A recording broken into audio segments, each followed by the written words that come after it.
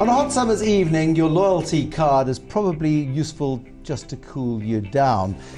This one, I have no idea what this one does. It's for Heathrow Airport. That gets you some seating, preferential seating on British Airways. That's worth very little. It's a Voyager card. That gets you a free cup of coffee for every 1,000 that you've bought. And as for the rest of them, I have absolutely no idea. We're talking loyalty schemes this evening. There are well over 100 loyalty schemes in South Africa. 26% growth year on year in the rise of economically active South Africans using loyalty programs. So tonight, do brands know how to reward their customers in a tough environment? And why do subscribers get so many of these cards in their wallets? You spend a lot of money on a wallet, you then jam it full of cards, destroys the stitching, and what value do you ultimately get? Anyway, joining me in the studio is Amanda Cromhout, if she doesn't hit me first, Chief Executive of Truth. She is an expert in loyalty programs. And next to her is Benjamin Reid. He has got at least 10, maybe more, loyalty programs that he's a loyal subscriber of, and he tells me that he gets value from them. Amanda Cromhout, you know I'm deeply cynical about these loyalty schemes, especially this one with the national carrier's logo on it. I've got like a zillion air miles. They can't be used. It's impossible. Are we getting any better at managing loyalty schemes? Hello, Bruce. Good to see you again. I know you're deeply cynical, but I'm very pleased to see you've got at least 5 or 6 cards in your wallet. Yes. And we'll teach you how to get value out of them. I think best speak to Benjamin, because he's going to really get under the skin of how, as a normal consumer, you can get value out of this. But you've been looking at loyalty schemes now for more than a decade. Yeah, so you really can. I mean, there is a great industry in South Africa around loyalty programs. It's just an extension of a great marketing and customer campaign. So if you care about your customers, treat them well, and that might mean giving them points or upgrades or better service. You said yourself one of your cards gives you preferential check-in. That's important to you. Now, this one, that's a blue SA Voyager card. Actually, I can destroy it because I should have a silver one. But that does give you emergency exit seating on the aeroplane. So for the first time, actually, to be blatantly honest with you, I could see a value to it because you fly lots, you are rewarded for that. But the miles are pointless. Benjamin, come on. No, I would just actually disagree with you in that I travel pretty much every 6 weeks to the US, UK, and South America. So I should iron this flat again. Well, not necessarily that one. I mean, that obviously means you're not traveling as much as you should be. But there are, for me, benefits in the Air Miles schemes.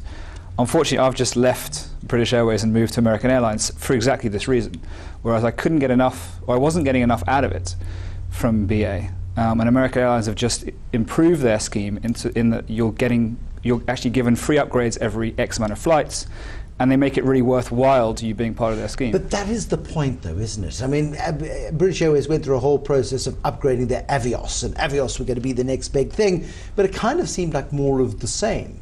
Really, there wasn't an intrinsic change in the way in which they treated their loyal customers, because loyalty should buy you loyalty. Surely, it works both ways. Can I jump in here? I think the Avios principle is brilliant, and I think they're kind of bringing in a currency as such, a British Airways currency.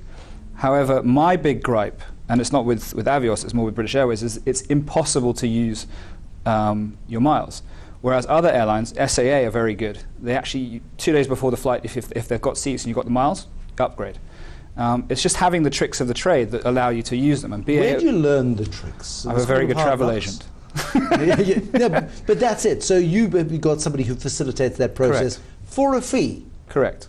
I mean, they were charging, what, $500 to get you the upgrade or thereabouts?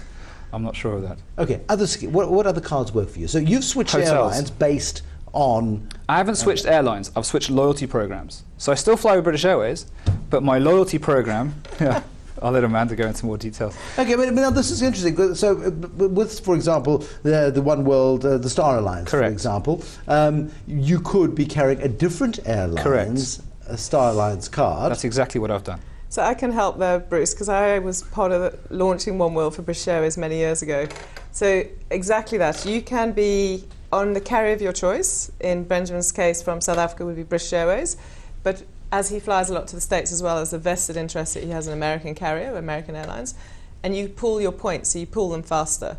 So the One World Alliance allows you to pool your points faster, but in Benjamin's case, he's chosen to have it principally an American Airlines collecting points, And then obviously you can use them across the different carriers in the airline world. That's a global alliance, and in SAA's world it's Star Alliance.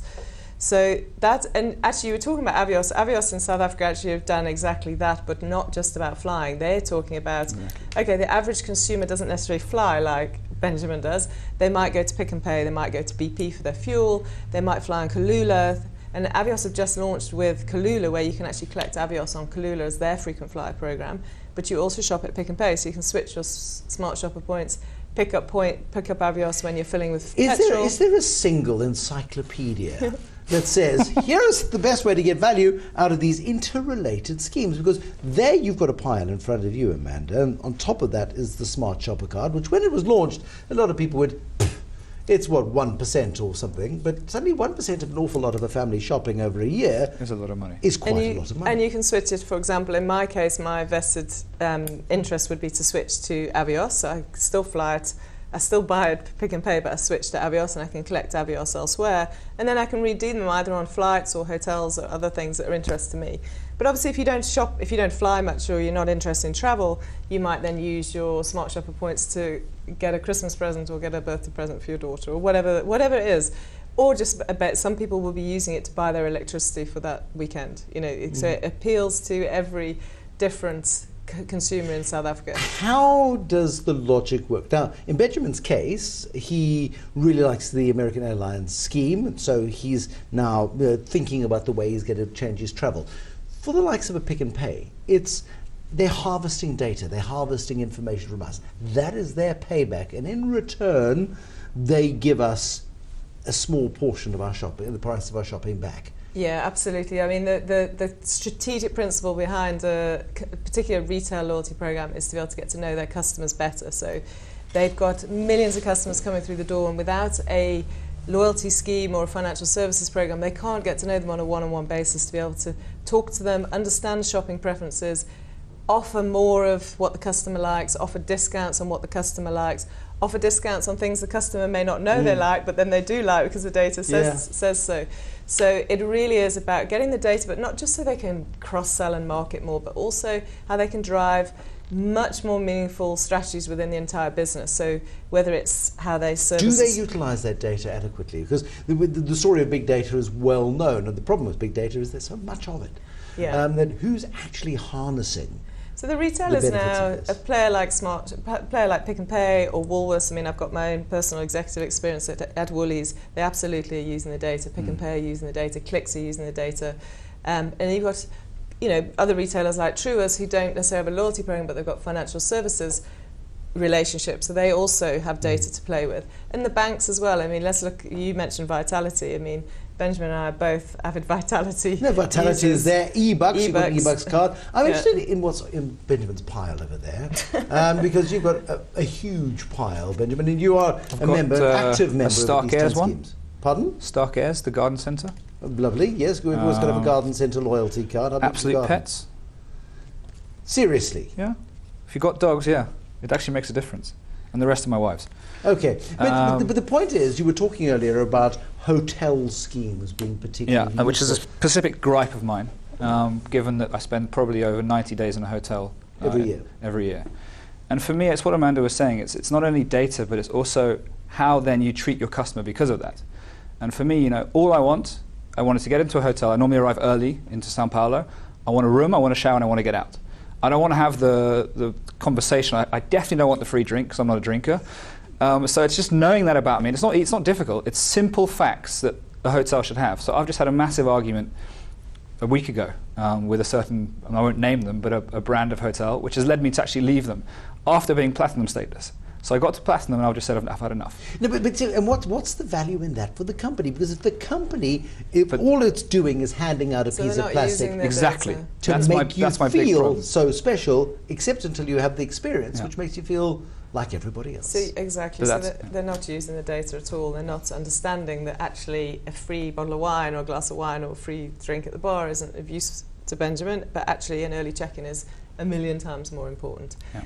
So in all the schemes that we work with as Truth, we aim to do so much more than a points program. Like my toes curl up when a client asks for a card-based program that offers just points. And And yet, actually, what we try and encourage is that they offer the whole experience, like get to know your best customers, treat them differently, let them surprise and delight them, and just use the data, but not in a big brother's watching you kind of way, in an intimate way that the customer feels like, wow, that's so cool, you actually understand what I need from you as a brand, like the early check-in. But wouldn't it be nice when you went to take your 25 kilogram suitcase to the check-in at the airport, and you're anticipating 5 times 200 Rand or whatever it is, whatever the excess baggage fee is, and they say to you, oh, don't worry about it, Benjamin, we've got this one, because we know that you fly lots. And even though you're flying economy today, don't worry about the luggage.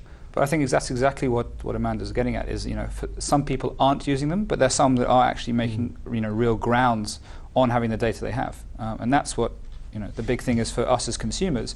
You want to know that yes, you are spending the money, so they are going to give you something back. Why can I not simply get a loyalty SAA, a loyalty BA, a loyalty Vida, or maybe just a loyalty app that's got 100 different options on it? Benjamin, have you got one? I do. Well, this is the thing. Some loyalty programs now work with your iPhone, and they'll go into your wallet. I don't know if you've seen your app that's your wallet. So American Airlines, this is one of the big things for me. Yes, you flick it up and there's your card. Have they all done it? No. I don't know. I'll let Amanda answer. And my British Airways, the Heathrow Airport one, for example, has got an app, and it seems to work. You go there once a year. I was going there a bit more recently, but there we go. There's the British Airways. There's the Heathrow one. Yeah, and it tells me what my status is, and I've got a barcode, and I can swipe it. But generally, are these things pretty rubbish? Are the cards still more reliable? There's a few that are absolutely fantastic. My favourite at the moment, and I've been talking about this quite a bit since, is the Vitality Rewards app and the Discovery app. So the Discovery app is a fantastic app for the Discovery product mix, whatever you use with them. But those of you Vitality, if you're gold or diamond status, and in my case, and Benjamin's case as well, I believe, you sync your watch to it from a fitness point of view. The whole thing works together, and then it churns out rewards if you hit your targets that you can use with an app. You don't print anything. You go to buy yourself a cauliflower. You can go to Kauai. You can go to Vida. Yeah. And and what's so nice about it is you can join up with your friends who you train with. But with the Vitality in particular, it's about affirming a lifestyle. It's about making proper choices to enhance that lifestyle. So it's driving a change in behaviour, and they reward you for it. Yeah. And it's instantaneous. And it's all tied together. I don't have to do anything. I just I change my behaviour by being more active or whatever. But then it all happens and it notifies me there's a voucher. I go to Vida, I use the voucher, I go to Kauai.